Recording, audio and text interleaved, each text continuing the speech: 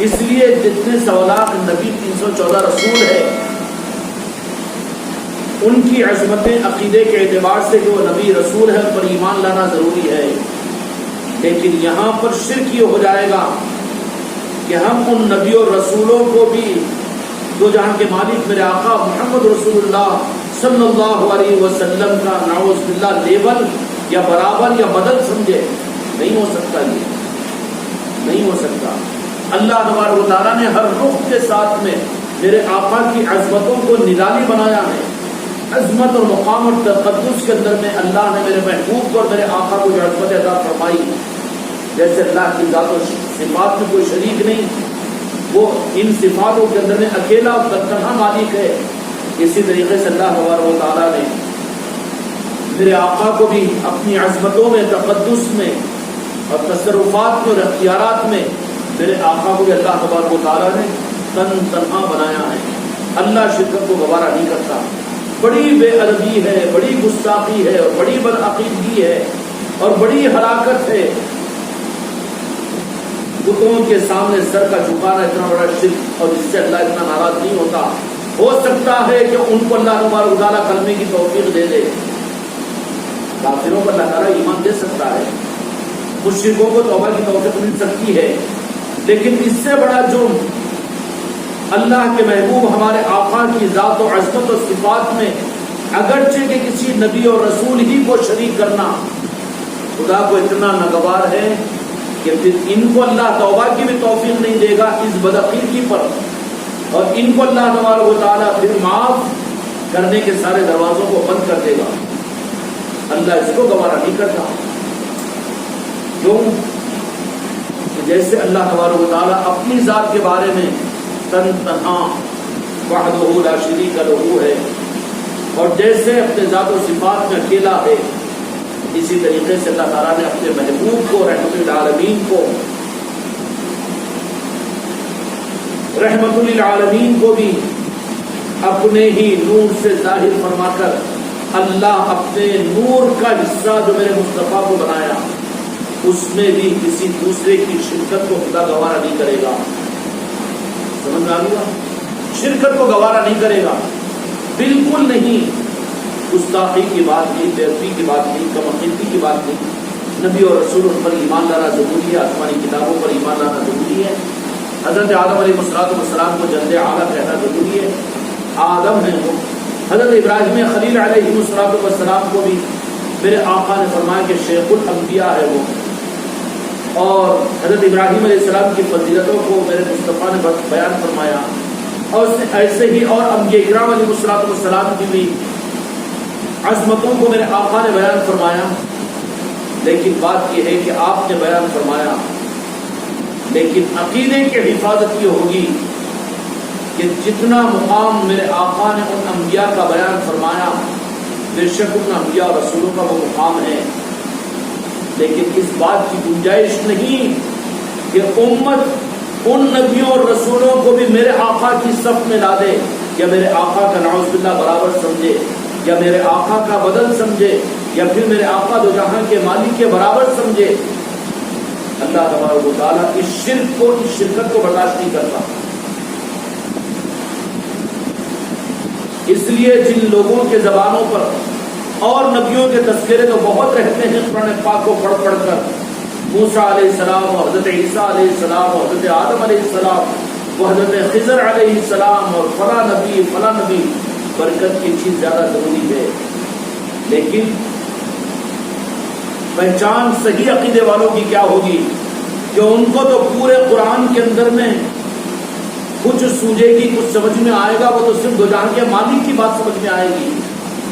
اس لیے کہ یا رسول اللہ تم تو وہ ہو جو اللہ نے تم جیسا کسی کو بنایا نہیں، کوئی ہو ہی کیسا سکتا جبکہ رب نے پیدا ہی نہیں کیا۔ اللہ تبارک و تعالیٰ وہ دوسرے شرک کرنے والے اور کفر کرنے والوں کو تو ایمان کی توفیق دے دیتا ہے، لیکن اللہ تبارک و تعالیٰ ان لوگوں کو جس محبوب کو رب العالمین نے اپنے سے جدا ہونا پسند نہیں کیا، بلکہ یہ حقیقت بیان فرما دی کہ میں نے اپنے محبوب کو اپنے نور سے وجود میں لایا، اور میں نے اپنے حصے میں سے میرے مصطفیٰ کی تخلیق کی، اور تخلیق کرنے کے بعد میں تخلیق کرنے کا الگ نہیں کیا، بلکہ کلمے میں اظہار کے لیے بھی اپنے ساتھی میں رکھا، لا الہ الا اللہ محمد رسول اللہ صلی اللہ علیہ وسلم، جدا نہیں کیا۔ کیوں؟ اس لیے کہ یہ فارمولہ اور یہ عقیدہ دینے کے لیے کہ دیکھو بتوں کا ماننے والا مشرک ہو سکتا ہے کہ میں ایمان کو توفیق دے دوں گا، کافر کو ہو سکتا ہے کہ میں اس کو اسلام اور ایمان دے دوں گا، لیکن خبردار خبردار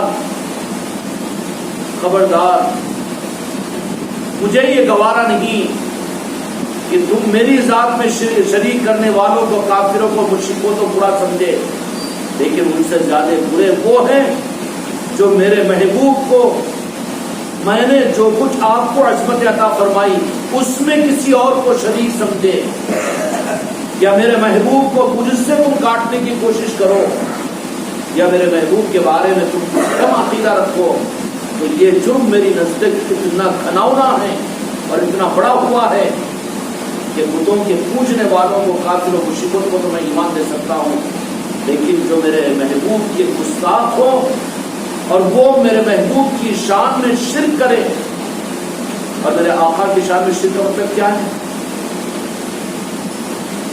وہ تو بہت نیچے گری ہوئی بات ہے کہ کوئی اور تمثیل دی جائے، اللہ ہم سب کو ہدایت نصیب فرما اور ایمان عطا فرمائے، لیکن کوئی اگر نبیوں کے برابر میرے آقا کو اگر سمجھتا ہے اور رسولوں کے برابر رسول سمجھتا ہے تو میرے آقا کے ایمان میں شرک ہے، یہ شرک، اور یہ مشرک کو اللہ تبارک و تعالیٰ ایمان نہیں دیتے، بلکہ اس کی موت کفر پر ہوتی ہے، منافقت پر ہوتی ہے۔ اللہ تبارک و تعالیٰ کافروں مشرکوں سے پہلے منافقوں کو جہنم میں ڈالے گا۔ میرے آقا کی بدعقیدگی، آج کافروں کے کفر کی نفرت مسلمانوں میں ڈالی گئی اور مشرکوں کے شرک کی نفرت ڈالی جاتی ہے، لیکن ذرا پلٹ کر دیکھو، اپنے ایمان کا جائزہ لو۔ اس سے بڑا اندھوکناک شرک جس میں آج امت بڑے بھولے پن کے اندر مبتلا ہو رہی ہے، تمہاری اولاد، تم جن گھروں میں رہتے ہیں، تمہارے خاندان اور تمہاری مسجدیں، تمہاری برادریاں، اور کتنے لوگ اس شرک میں، جس شرک پر خدا ایمان بھی عطا نہیں کرے گا، کون سا ہے شرک وہ کہ اللہ نے میرے آقا کو جو عصمتیں عطا فرمائی، جو نسبتیں عطا فرمائی، جو تصرفات عطا فرمائے، اس میں بھی کسی اور کو شریک کرنا۔ بھئی آپ بھی تو رسول تھے اور بھی تو رسول آئے تھے، آپ بھی تو نبی تھے نعوذ باللہ، اور بھی تو نبی اللہ تعالیٰ نے بھیجا تھا، تو اس میں آپ ہی کی خاصیت کیا ہے؟ جب یہ عقیدے میں شرک ہوتا ہے تو لا الہ الا اللہ کا شرک اتنا خطرناک نہیں ہے کہ ایمان مل سکتا ہے، لیکن محمد رسول اللہ میں شرک، اللہ تبارک و تعالیٰ اس کو تو منافق ہی بنائے گا، ایمان نہیں دے گا۔ کھیل و تماشا نہیں ہے امت کے لیے، کھیل و تماشا نہیں ہے۔ لا الہ الا اللہ کے شرک والے کرنے والے کو، اللہ کی ذات میں کسی اور کو جوڑنے والے کو، ہو سکتا ہے کہ اللہ تبارک و تعالیٰ اس کو ایمان عطا فرما دے، مسلمان بنا دے؟ ممکن نہیں ہے۔ کیوں؟ کہ مسلمان تو وہی بنے گا جو پہلے کافر تھا اور مشرک تھا۔ بھئی آپ کسی کافر کو اسلام قبول کروا رہے ہیں، کیا مطلب ہوا کہ پہلے کافر تھا، کئی خدا مانتا تھا، آپ ایک اللہ کے کلمہ پڑھا اس کو، کافر تھا، ایمان مسلمان بنائے اس کو، مشرک تھا، آپ نے اس کو کلمہ پڑھایا۔ اچھا، پھر یہ اعلان قرآن مجید کے اندر میں، ان اللہ ان یشرک بہ ویغفر ما دون ذلک لمن یشاء، اللہ ہر گناہ، جس کا مفہوم ہے کہ اللہ تعالیٰ ہر ایک چیز کو تو معاف کرے گا، لیکن اللہ شرک کو معاف نہیں کرے گا۔ شرک کو کیا ہے آیت؟ شرک کو معاف نہیں کرے گا۔ ان اللہ ان یشرک بہ ویغفر ما دون ذلک لمن یشاء، جب اس شرک معاف ہو ہی نہیں سکتا اس کے ظاہری معنی میں، جیسے ظاہری شریعت والے اور علماء بیان کرتے ہیں، تو پھر اس کا شرکی معاف نہیں اور اس کو مسلمان کیسے مانیں گے؟ اس کا مطلب کیا ہے کہ اللہ سب کچھ کو معاف کرے گا لیکن شرک کو معاف نہیں کرے گا۔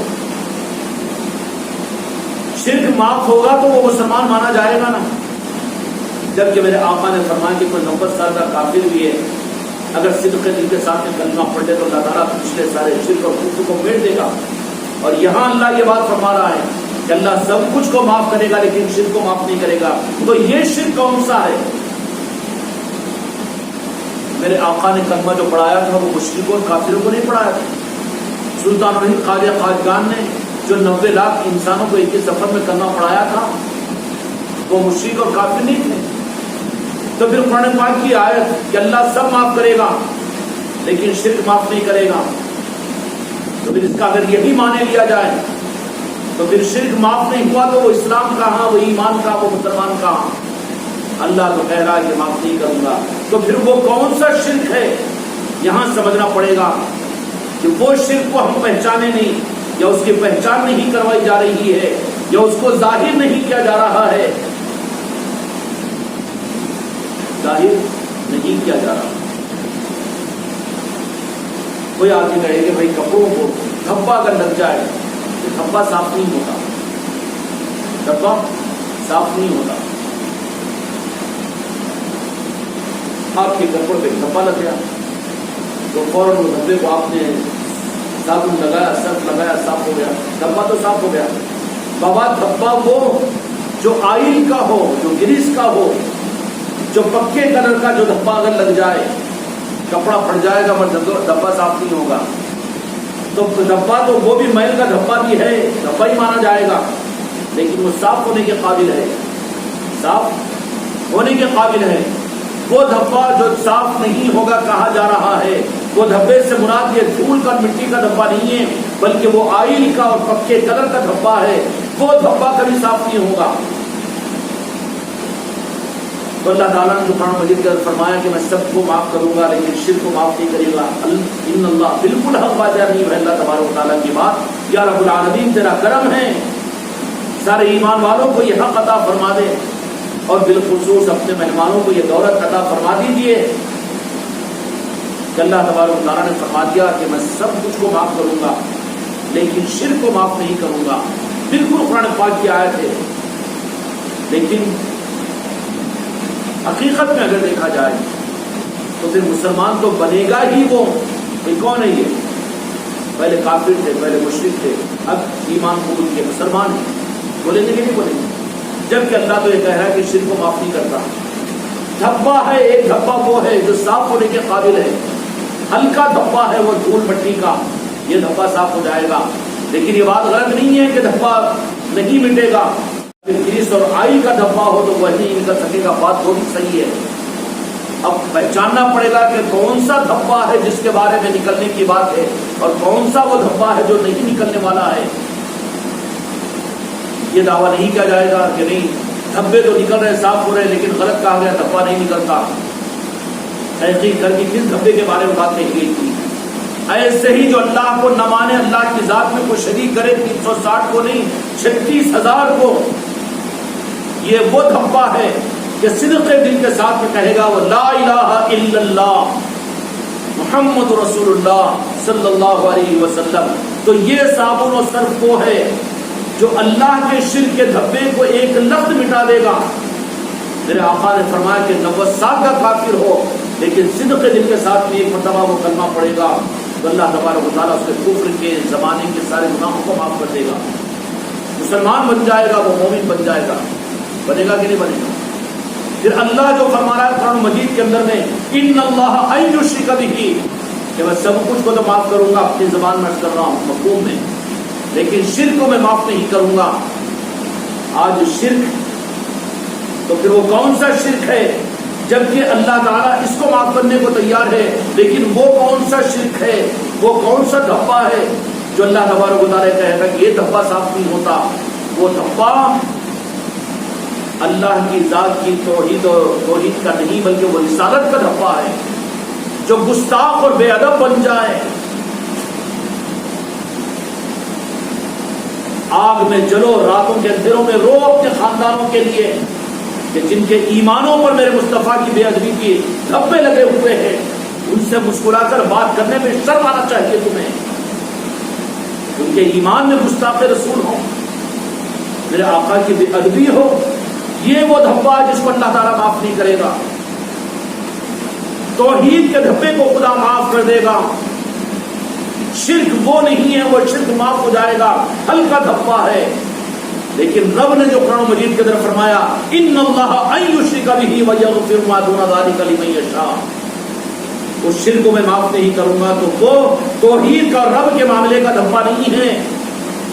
سارے ہی تو ادھر سے پلٹ کر جب یہاں کلمہ پڑھتے ہیں تو مسلمان بنتے ہیں نعرہ پاک مصطفیٰ کی وجہ سے. پھر وہ شرک کون سا شرک ہے؟ وہ شرک توحید کا رب کی ذات کا نہیں ہے, وہ شرک اللہ کے محبوب میرے آقا دو جہاں کے مالک محمد رسول اللہ صلی اللہ علیہ وسلم کی ذات میں عقیدے اور محبت اور تعظیم و عظمت میں جب دھبا لگ جائے گا, رب اس شرک کو معاف نہیں کرے گا. پھر اس کی کوئی گنجائش نہیں کہ اس کو ایمان ملے گا, کوئی گنجائش نہیں ہے کہ اللہ تبارک و تعالیٰ پھر اس کو ایمان دے گا. کیونکہ اللہ تبارک و تعالیٰ اپنی ذات کے بارے میں تو ہاں یہ لائٹ دھبا ہے میرے بندے ہیں, چلو نکل جائے گا دھبا.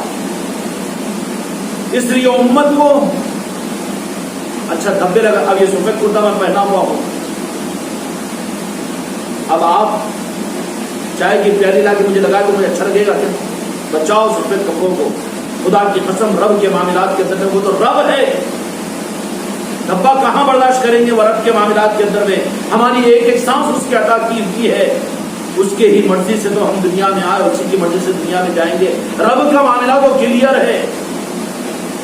پھر وہ شرک کون سا ہے جس شرک کو اللہ تبارک و تعالیٰ نے فرمایا کہ میں معاف نہیں کرتا ہوں؟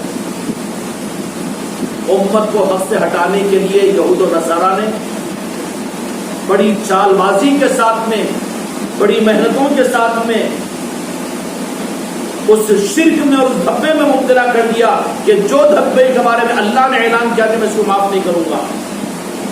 ورنہ اللہ تبارک و تعالیٰ کفر کے دھبے کو اگر معاف کرنا نہیں ہوتا, یا وہ شرک کو معاف نہیں کرنے کا جو اعلان فرمانے کا مطلب اگر یہ ہوتا, تو اگر کوئی مشرک 360 کو ماننے والا اگر آ کر کلمہ پڑھے تو یہ مولانا بھی تو اس کے مسلمان ہونے کی سند دیں گے کہ نہیں دیں گے؟ سارے لوگ بھی تو اس کو مسلمان مانیں گے کہ نہیں مانیں گے؟ اچھا جتنے مسلمان ہیں آج کے زمانے میں تو اکثریت ان لوگوں کی ہے جو کبھی مشرک تھے کبھی کافر تھے. پھر اللہ یوں کہہ رہا ہے, ذرا اس کا خلاصہ کو سوچو سمجھو, عقل تو ہے, امت کو حق کا راستہ دو. اللہ ہر رخ کے ساتھ میں اللہ کو تو صرف یہ سوچی ہوتی ہے کہ اپنے بندوں کو اپنے محبوب کی محبت سمجھائے. لیکن میرے آقا جہاں کے مالک محمد رسول اللہ صلی اللہ علیہ وسلم کی بعثت کے بعد چونکہ نور خدا نور مصطفیٰ ہے, اب دنیا کی کوئی چمک بھی نارین پاک مصطفیٰ کے بغیر کوئی چمک نہیں, اس لیے ولایت بھی نارین پاک مصطفیٰ میں آ کر رک گئی ہے. اب ولایت مولا علی کی کسی کو اگر کوئی یہ سمجھے کہ ہم صرف علی علی کہتے کہتے بن جائیں گے ولی, راستہ دیں گے پہنچائیں گے مولا علی نارین پاک مصطفیٰ پر, اور میرے مصطفیٰ کی منشا ہوگی. اس لیے کان کھول کر سن لو میرے خلیفہ اور میرے مریدوں, رب بھی کسی کو کوئی حق کا ذرہ نہیں دیتا, صرف دیتا اتنا ہے جتنا اس کے لیے میرے مصطفیٰ کی مرضی ہو. رب بھی تو پھر پیر دے سکتا ہے زیادہ میرے مصطفیٰ کی منشا کے بغیر, پیر نہیں. پیران پیر بھی, یا غوث الاعظم مجھے معاف کیجیے, غریب نواز مجھے معاف کیجیے, پیران پیر بھی کسی کو خدا کی قسم ذرے کا کروڑواں حصہ زیادہ نہیں دے سکتے. اپنی اولاد کہہ کر یا اپنا زیادہ چاہنے والا کہہ کر, یہاں پر یہ کوئی نظامی نہیں ہے. یہاں پر روحانیت میں اور ولایت میں کروڑواں حصے میں کا ہزارواں حصہ بھی نہیں زیادہ دیتے, بلکہ صرف اتنا ہی عطا کریں گے کسی کو بھی جتنا میرے مصطفیٰ کی مرضی ہوگی. جب رب نہیں دیتا میرے مصطفیٰ کی مرضی اور نارین پاک کے بغیر, تو پھر سب کیا دے سکیں گے؟ سمجھ میں آ گئی؟ اس لیے کسی کا خیال یہ کہ میرے آقا کی منزل پر, میرے آقا کے نارین پاک کی منزل پر پہنچنے کے بعد وہ یہ سوچے کہ نہیں ان کے لیے اب نہیں ہے, وہاں پر آخری منزل وہاں پر ہے, وہاں تو مولا علی بھی یہی کہیں گے, غوث و خواجہ بھی یہی کہیں گے, نارین پاک یہ ہماری آخری منزل ہے. وہاں اگر کسی کو خوش قسمتی سے پہنچا دیا جائے تو وہاں پر پیر کو یاد نہیں کرنا، وہاں پر پیر کو یاد کرنا وزن پڑ جائے گا. کیوں؟ کہ منزل پر پہنچ چکے ہو. اس لیے نعرہ پاک مصطفیٰ کی بات جہاں پر آ جائے وہاں پر رب بھی جتنے میرے مصطفیٰ کی مرضی ہوگی اس سے ذرہ برابر بھی، کروڑواں حصہ بھی زیادہ نہیں دلوائے گا رب العالمین. میرے محبوب کتنا نوازنا چاہ رہے بس، ہاں ٹھیک ہے اس کو نواز. تو جب رب نوازنے میں میرے مصطفیٰ کی منشا کی رعایت کے بغیر نہیں کرتا تو پھر پیر ہو یا یہاں سے لے کر اوپر تک کا سارا معاملہ ہو، وہاں پر نعرہ پاک مصطفیٰ کی اس منزل کے پاس اب کوئی چیز نہیں بلکہ سب کچھ بھی انا اعطیناک الکوثر، اسی قدر پاک نعرہ پاک. آخری بات میرے بچوں میں نے شروع میں عرض کیا تھا کہ ان اللہ ان یشرک بہ، وہ کون سا شرک ہے جس کو اللہ نے کہا کہ میں سب کو معاف کروں گا، معاف نہیں کروں گا؟ وہ اللہ کی اپنی ذات کے شرک کے بارے میں نہیں. اس لیے کہ جتنے مسلمان بنتے ہیں اسلام قبول کرتے ہیں وہ تو اللہ ان کے شرک اور کفر کو معاف کرتا تو مسلمان بولیں گے ان کو. پھر وہ کون سا شرک ہے؟ وہ شرک اللہ کے اپنے محبوب ہمارے آقا محمد رسول اللہ صلی اللہ علیہ وسلم کی ذات اور صفات اور آپ کی عظمت اور آپ کی محبت میں جو شرک کرتا ہے. شرک کیا؟ کہ آپ کو بھی اور نبیوں کی طرح سے سمجھنا کہ وہ کتنا بڑا مشرک ہے کہ جو آپ انسانوں کی طرح سے کتاب دیے چلے گئے. نعوذ باللہ. یا رسول اللہ نہیں کہنا. آگ لگی ہوئی ہے، آگ مسجدوں کے اندر میں، دین کے نظاموں کے اندر میں. یہ بیٹا مسئلہ مسلک و جماعت کا نہیں ہے، یہ مسئلہ تو انسانیت کو جہنم کی آگ کے جھونکوں سے بچانے کا ہے. اللہ معاف اس شرک کو نہیں کرتا جو اپنے محبوب کی ذات پہ شرک کرے. سمجھ میں آ گیا؟ سنانے والوں نے صرف سنا دیا اللہ کی ذات کو سامنے لا کر، تو پھر کیسے وہ تم مسلمان مانتے ہو اس کو کہ کلمہ پڑھ گیا تو مسلمان ہو گیا؟ کیونکہ کلمہ پڑھنے کے بعد تو پچھلا کفر اور شرک تو معاف ہو جائے گا نا. پھر وہ کون سا شرک ہے؟ وہ شرک اللہ نے جس شرک کو معاف نہیں کرنے کا اعلان قرآن مجید کے اندر نے کیا، ان اللہ ان یشرک بہ یغفر ما دون ذلک لمن یشاء. سب کچھ معاف کروں گا لیکن شرک کو معاف نہیں کروں گا. وہ شرک میرے آقا کی ذات میں، میرے آقا کی عظمت میں، میرے آقا کی محبت میں، تعظیم میں، اور اللہ نے جو کچھ عظمتیں آپ کو عطا فرمائی ہے اس میں کسی اور کو شریک کرے گا. فرشتے بھی شریک نہیں ہو سکتے، جنت بھی شریک نہیں ہو سکتا. غرض دور کی بات ہے جو یہ کہہ دے کہ پھر آپ بھی تو نعوذ باللہ آپ انسانی تھے، یا پھر کہتے جائے کہ آپ بھی انسانی تھے، آپ بھی کھاتے تھے. نہیں نہیں نہیں، اس شرک کو خدا معاف نہیں کرے گا. پھر معاف نہیں کرے گا تو کیا کرے گا؟ اس لیے بد عقیدوں کو اللہ تبارک و تعالیٰ ایمان کو چھین کر نفاق ان میں ڈال دے گا، نفاق ان میں ڈال دے گا. یہ شرک ہے جس سے ڈرنا چاہیے. اللہ تبارک و تعالیٰ نے قرآن مجید کے اندر بار بار امت کو اس شرک سے ڈرایا ہے. وہ اللہ کی ذات کے معاملے کا شرک نہیں ہے، وہ اللہ تو براء البراء ہے. وہ دو ہو ہی نہیں سکتا، ایک تو ایک ہی ہے، تو اس کو کہاں ڈرے جو دو ہونے والا ہے. ڈر تو یہاں ہے شرک کا کہ وہ بھی تو رسول، یہ بھی تو رسول، یہ بھی تو نبی، وہ بھی تو نبی. سمجھ میں آیا کہ نہیں آیا؟ ارے وہ بھی تو عیسیٰ علیہ السلام جو مردوں کو زندہ کرے، لیکن میرے آقا کے ظاہری صورت میں یہ معجزہ کہاں ہوا؟ یہاں ہے شرک کا احتمال، رب کی ذات میں کہاں ہے؟ اس شرک کو اللہ تعالیٰ معاف نہیں کرے گا. اور اس شرک میں آج امت کی اکثریت مبتلا ہے. تمہارے گھروں میں، تمہارے خاندانوں میں، تمہارے آبادیوں کے اندر میں دیکھ لو. اس لیے میرے بچوں اس کو مسلک و جماعت کا وقت کا انتظار کر کے مجلس اور وہ خانقاہ کو آنا، تم خانقاہ میں جانا، یہ نہیں. جہاں موقع ملتا ہو اس شرک سے امت کو بچاؤ میرے خانقاہ محمدی والے بچوں. یہ اصل شرک کو جس کو اللہ معاف نہیں کرے گا وہ اپنے محبوب کے بارے میں جو شرک کرے گا. آپ کی تعظیم، آپ کی عظمت، آپ کے مقام اور آپ کی تقدس اور آپ کے تصرفات اور آپ کے اختیارات میں دوسروں کو لا کر شریک کرے گا، دوسروں کے برابر سمجھے گا، دوسروں کا بدل سمجھے گا. یہ شرک رسالت کے لئے کے شرک کو اللہ معاف نہیں کرے گا. توحید کے لئے کے شرک کو تو معاف کرا تو مسلمان بنے گا نا. سمجھ میں آیا کہ نہیں آیا؟ لیکن چھپا دیا گیا ہے اس کو. جو دھول کا دھبا تھا کہہ دیا گیا کہ یہ دھبا ہے جو نہیں نکلتا. ارے یہ تو نکل جاتا ہے، جھٹک دے بھی تو نکل جائے گا. نکلے گا کہ نہیں نکلے گا؟ پھر وہ دھبا کون سا تھا؟ آئل کا اور گریس کا وہ دھبا پکے کلر کا ہے جو دھبا نہیں. وہ پکے کلر کا دھبا کون سا ہے؟ وہ رسالت کا شرک ہے. میرے مصطفیٰ اپنی ذات و صفات میں رب نے آپ کو ایکتا بنایا. آپ جیسے کوئی نبی اور رسول نہیں، نہ کوئی فرشتہ، نہ بے مثل کے مثل ہدایت پر لاکھ السلام. کوئی مماثلت نہیں ہے. اللہ اس کو گوارا نہیں کرتا، اللہ اس کو گوارا نہیں کرتا.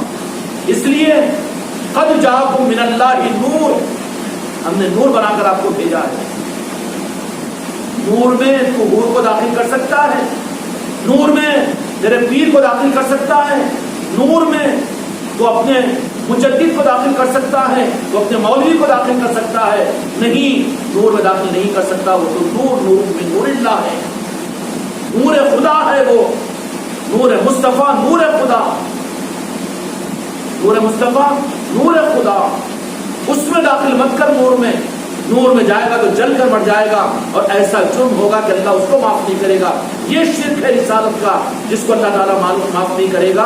آخر کیا ہوگا اگر کہ شرک سے خود توبہ کر کے نہیں نکلا؟ ابھی شرک سے توبہ کیا، اس کی سند کیا ہے؟ اس کے لیے اللہ تبارک و تعالیٰ بھی کیا کہتا ہے؟ قانون الگ ہے، قانون الگ ہے. قانون اللہ پر ایمان لایا، شرک سے توبہ کیا، کھڑے ہو کر اعلان کر دے کہ میں نے ایمان لایا اللہ کی ذات پر. توحید کا ایمان تیرا قبول ہو جائے گا، اسلام. لیکن رسالت، اس کا اگر مشرک ہے تو اس کے شرک کو اللہ تعالیٰ معاف کرنے کے لیے وَابْتَغُوا إِلَيْهِ الْوَسِيلَہ فرمایا. اور اللہ تبارک و تعالیٰ نے سورہ کہف میں فرما دیا کہ جس کا مفہوم یہ ہے کہ اللہ جس کے ساتھ میں خیر کا ارادہ عطا کرتا ہے اللہ تعالیٰ اس کو مرشد کامل عطا کرتا ہے. رسالت کے شرک کے دور ہونے کے لیے بیعت ضروری ہے. کسی صاحب ایمان کے ہاتھ پر اپنے رسالت کے شرک سے توبہ ضروری ہے کہ وہ اپنے محبوب کو اپنی سانسوں سے زیادہ اور اپنی آخری خواہش سے زیادہ اپنے محبوب سے میں محبت کرتا ہوں. یہ ہے بیعت. یہاں پر شہادت ضروری ہوگی. وہ پیر کامل قیامت کے میدان میں پھر رب کے سامنے کہے گا کہ یہ توحید کے شرک سے پاک ہے، اس لیے کہ میرے سامنے اور میرے ہاتھ پر میں نے اپنے محبوب، تیرے محبوب اور میرے آقا کے ہاتھ پر اور ان کی عظمت، ان کے تقدس اور ان کے معاملات میں اس کے قلب پر، اس کے عقیدے کو صاف کیا. یہاں تصدیق ضروری ہوگی پیر کی، یہاں تصدیق ضروری ہوگی، گواہ ضروری ہوگی، تب کہیں جا کر یہ شرک معاف ہوگا. سمجھ میں آئے؟ توحید کا شرک اور توحید کا کفر. ایک تنہا آدمی ہے، پڑھ لے وہ کلمہ دل کے صداقت کے ساتھ مسلمان ہو جائے گا. پھر اگر کہہ دے کہ میں کلمہ پڑھ چکا ہوں تو تم یہ نہیں کہیں کہ ہمارے سامنے بھی پڑھو، مان لیا جائے گا وہ مسلمان ہو گیا ہے. لیکن رسالت کا اگر شرک ہوا ہے، اس کے لیے تو پھر کسی کامل پیر کے ہاتھ پر بیعت کرنا ضروری ہے. اس لیے بیعت ضروری ہے. یہ کوئی جماعت و نظام کا مسئلہ نہیں ہے جو ابھی تک نہیں ہوئے ہیں تمہارے خاندانوں میں، تمہارے گھروں میں. کسی صاحب کمال کو دیکھ کر ان کے ہاتھوں پر بیعت کرواؤ، ان کو محروم مت ہو، اس لیے کہ رسالت کا شرک ان کے اندر سے نہیں نکلے گا. وہاں تصدیق ضروری ہوگی. اللہ تبارک و تعالیٰ پوچھیں گے کہ کوئی گواہ ہے جو میرے محبوب کے. ہائے ہائے. اس لیے بخاری شریف کی حدیث ہے، ایک ہی سوال قبر میں، کنت تقول فی ھذا الرجل محمد صلی اللہ علیہ وسلم، ان کے ذات کے بارے میں تو دنیا میں کیا کہتا تھا؟ دنیا میں کیا کہتا تھا؟ کیوں؟ جہاں رہتا تھا نا وہاں کہنا بھی تو پڑے گا. میرے آقا کی عظمت، اپنی شان و صفات میں اللہ کے وہ محبوب ہے، وہ ایکتا ہے اور اکیلے ہیں. تیری بیوی کو تصدیق کرا اور کسی کو گواہ رکھ، تیری بہن کو، تیری بیٹی کو، اور تیرے بھائی کو، تیرے دوست کو، تیرے باپ کو، اور جو بھی ہے. اور اس کے لیے مریدہ بڑھانے کی بات نہیں ہے میرے بچے. توحید کا شرک بغیر آل رسول، آل علی اور اولاد علی کے نظام کے بغیر توحید کا شرک ختم نہیں ہوتا. اس کی تصدیق میں قیامت کے میدان میں کرنا پڑے گا. غوث الاعظم کھڑے ہو کر کہیں گے ہاں یہ ہمارے ہاتھ پر اور ہمارے بچے کے ہاتھ پر اس نے رسالت کی شرک اور ذات مصطفیٰ کے شرک کے بارے میں توبہ کی تھی، ہم اس کی تصدیق کرتے ہیں. گواہ ہوگی تو اللہ اس کے رسالت کے شرک کو معاف کرے گا، ورنہ میں معاف نہیں کرتا ہوں۔ سمجھ آ رہی بات؟ غریب نواز وہاں پر کہیں گے کیا اس سلسلے چشتیہ کا ہے، اس نے یہ گستاخی نہیں کی اور اس نے رسالت کے شرک کی توبہ میرے بچے کے ہاتھ پر آل رسول اور اولیاء کی نسبتوں والے پیر کے ہاتھ پر کی تھی، میں گواہ ہوں اس کے۔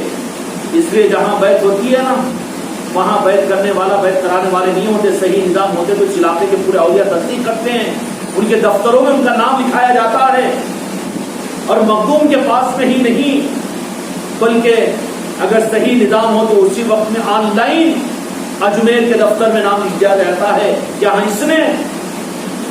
اب مسلمان کو بیعت کو بولتا نا جی، ارے بابا کفر کی بیعت ہے، کفر کیا ہے، کفر سے ایمان قبول کرنے کے لیے اظہار ہے، لیکن یہ رسالت کی بیعت، رسالت کی توحید نہیں، رسالت کے شرک سے برات کے لیے تصدیق ضروری ہے، گواہ ضروری ہے، وہ بھی کون؟ ایتھینٹک ہونا چاہیے، پیر کامل ہونا چاہیے۔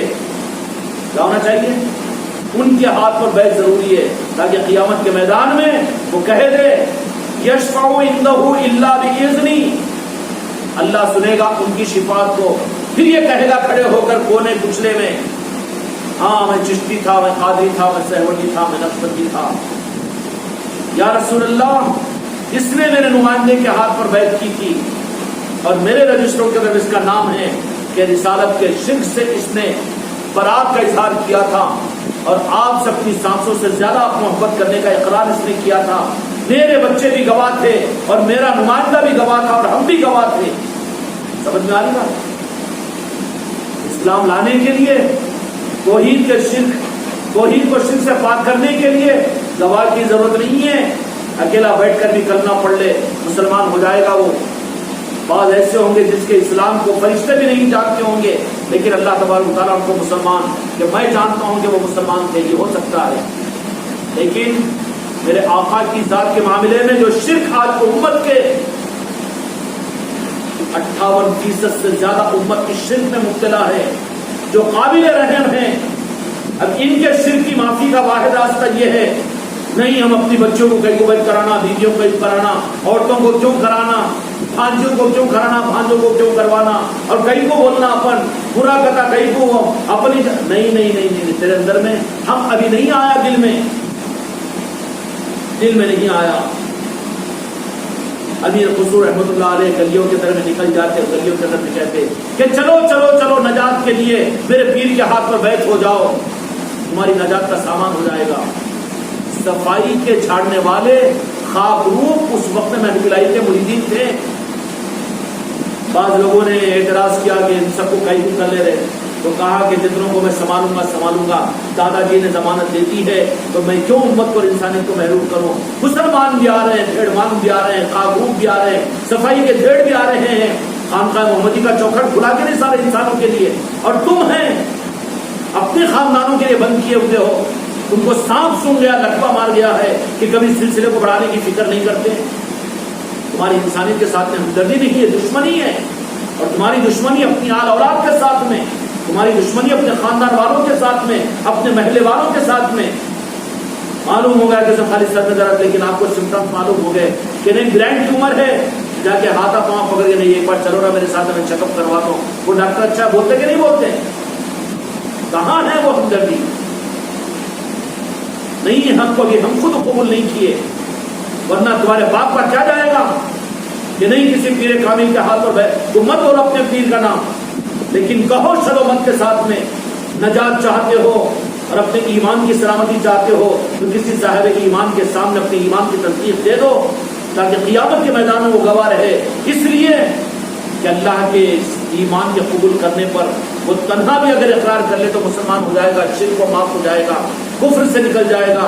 لیکن رسالت میں آج امت اس جرم کے طرف مبتلا ہے، امت آج رسالت کے معاملے میں مشرک بنی ہوئی ہے، اور یہ شرک وہ شرک ہے جس کے بارے میں اللہ نے کہا میں اس شرک کو معاف نہیں کروں گا۔ کیا بنے گا قیامت کے میدان میں کہ تیرے سامنے تیری اولاد کا ہاتھ باندھ کر جہنم میں فرشتے لے جائے، یہ مسلمان تھا، آدھار کارڈ پر نام تھا، لیکن مشرک تھا، چل دیکھ پھر اللہ کو تو مانتا تھا، یہ جمعہ کی نماز تو پڑھتا تھا، یہ رمضان و بقرعید کو جاتا تھا، یہ قربانی تھا، لیکن رسالت کا مشرک تھا نہیں، رسول اللہ کو بھی مانتا تھا، یہ درود شریف بھی پڑھتا تھا، نہیں نہیں نہیں نہیں، وہ شرک کی توبہ کے کوئی ثبوت لے کر آل رسول کو، کوئی پیر کامل کو. قرآن پاک کا اصول ہے نا، قرآن پاک میں فرمایا اللہ تعالیٰ نے کہ اللہ جن بندوں کے ساتھ بھلائی کا ارادہ کرتا ہے مرشد کامل عطا فرماتا ہے سورہ کہف میں. کیا مطلب ہے ان چیزوں کو؟ ان ظالموں نے امت کو محروم اور محجوب کرنے کے لیے وہ معمولی دھبا جو خالی چھٹکی مارنے سے صاف ہوتا ہے، وہ دھبا دھبا کہہ کر وہاں پر لا دیا رب کے معاملے کو. اب یہ ڈر گیا شرک شرک شرک، ارے وہ دھبا مراد نہیں ہے، وہ دھبا ہے تو پھر مسلمان کیسا بنے گا؟ وہ کیسا مسلمان قبول کرتا ہے تو؟ جبکہ شرک معافی نہیں ہوتا، اللہ نے کہہ دیا تو معاف ہوا ہی نہیں، تو مسلمان کیا بنا وہ؟ پھر وہ شرک سے مراد کون سا ہے؟ مسلمان بننے کے باوجود جو رسالت میں شرک کرتا ہے، میرے آقا کی تعظیم اور محبت اور عظمت، اس کا مشرک اللہ اس شرک کو معاف نہیں کرے گا جب تک کہ وہ نہیں، میں توبہ کر لیا، مجھے مرید بننے کی ضرورت نہیں ہے، کسی پیر کے سامنے بیعت کرنے کی ضرورت نہیں ہے، نہیں، میں تصدیق دینا پڑے گا، کیونکہ قیامت کے میدان میں اللہ تعالیٰ کہے گا گواہ پیش کر کہ میرے محبوب کے شرک کی تو توبہ کیا کہ نہیں کیا. نہیں اللہ میں دل میں درود پڑھتا تھا صبح 100 مرتبہ شام میں، نہیں جمتا، گواہ پیش کر. اور گواہ بھی کون؟ وہ ایتھینٹک ہونا چاہیے، آل رسول کے ساتھ اس کی نسبت ہونی چاہیے، جو غوث و خواجہ کا سچا غلام ہونا چاہیے. اس لیے بیعت ضروری ہے. بیعت کس کو ضروری؟ گلیوں کے جھاڑنے والے دھڑوں کو ضروری ہے، تمہارے گھروں میں برتن دھونے والوں کے لیے ضروری ہے، اور تمہاری قربانی میں حصے دار بننے والوں کے لیے ضروری ہے. قربانی کا گوشت لے جا کر دو تو کہو اس کے ساتھ میں دعا دو کہ یہ گوشت قبول کیجئے، اللہ تعالیٰ اس کے ساتھ میں آپ کو بھی نسبتوں کی عظمت عطا فرمائے، غوث و خواجہ کی محبت عطا کرے. یہ دعا دیتے ہوئے قربانی کا گوشت دو، چونک جائیں گے کہ یہ کیا بات ہے. اب سمجھاؤ ان کو، یا اللہ رسالت کے سلک سے دور ہونے کے لیے، تصدیق کے لیے کسی پیر کامل کے ہاتھ پر انہیں بیعت کروا. اتنی ضروری ہے بیعت، سمجھ میں آئی نا بات؟ اور یہ چیزیں اللہ تبارک و تعالیٰ کی طرف سے عطا کی جائے گی. اللہ اس کو معاف نہیں کرے گا، اس شرک کو جو اپنے محبوب کی ذات کے بارے میں کیا جائے. آج امت کے اندر نہیں، یہ تو ہنر مانا جاتا ہے. نہیں، نعتیں بھی پڑھتے ہیں مگر توحید کی نعت، توحید الگ ہے، رسالت الگ ہے. کہیں گڑ کر رہا تھا محمد، وہ تصدیق کروانے کے لیے آئے تھے امت کو رسالت کے شرک سے بچانے کے لیے. ہاں ہم تصدیق کرتے ہیں کہ انہوں نے ہمارے نمائندوں کے ہاتھ پر بیعت کی، سلسلے چشتیہ میں، سلسلے قادریہ میں. بات بن جائے گی، رب کی بارگاہ میں سند کے پیش کرنے کی بات ہوگی تو پھر یہ کہیں گے کہ ہمارے سلسلے سے بیعت ہوئے. اور تم کیسے بیعت کیے؟ اللہ تو نے تصرف دیا تھا نا. سب کچھ ممکن ہے، ان کی حد اس لیے قبولت ہے، اور وہ سارے کمالات بات وہیں پر آتی ہے. میرے محفل کو میں نے کسی کو دیکھا، وہاں خود خدا بھی، وہاں خود خدا بھی، فارسی کے اشعار ہیں امیر خسرو رحمۃ اللہ علیہ کے، وہاں خود خدا بھی نظارہ کرنے والوں میں تھا. میرے محفل میرے مصطفیٰ کی ذات ہوتی ہے، اور رب خود نظارہ کرنے والوں میں ہوتا ہے، دیکھنے والوں میں ہوتا ہے. یہ مقام ہے میرے مصطفیٰ کی ذات کا. میرے محفل خود، فارسی کا وہ شعر یاد نہیں آ رہا ہے کہ خود خدا بھی دیکھنے والوں میں، تاکنے والوں میں موجود تھا. خدا دیکھتا ہے اپنے محبوب کے جلووں کو، وہ ہے میرے مصطفیٰ کی ذات. ارے ان کے بن جاؤ، فریفتگی کے اس عشق کے راستے پر چل کر اپنے آپ کو آگے بڑھا دو، زندگی کا کچھ مزہ ہوگا. کچھ نہیں ہوگا، بات بن جائے گی. تصدیق دینے والے اولیاء، اس نے بندہ نواز کے نسبتوں کی محفلیں رکھا، اور اس نے شاہ خاموش کے رحمۃ اللہ علیہ کی محفلیں رکھا، اور اس نے حضرت یوسفین کی محفلیں رکھا. وہ یہ کہہ دیں گے کہ ہاں یہ ہم سے محبت کرنے والا تھا. خواجہ جی کہہ دیں گے کہ ہماروں کی محبت تھی، اور پھر غوث الاعظم کہہ دیں گے کہ ہماروں کی محبت تھی. پھر تصدیق ہو جائے گی کہ میرے آقا کی شان میں گستاخی اور غیرت والا مشرک نہیں تھا. یہ ہے کہ شرک معاف نہیں ہوتا، بغیر توبہ میں تصدیق کے بغیر معاف نہیں ہوتا. اللہ ہم کے ساتھ